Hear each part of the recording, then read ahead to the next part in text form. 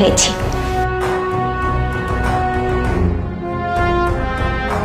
ছি ছি ছি ছি, তার মানে কাজের মেয়েটা দিনের পর দিন আমাদের সাথে এইভাবে প্রতারণা করতেছে।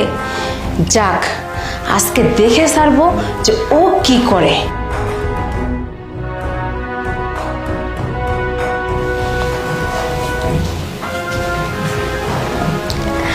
শোনো না, মাত্র 2 ঘন্টা সময় আছে, 2 ঘন্টার ভিতরে যা করার তাড়াতাড়ি করে ফেলতে হবে কিন্তু।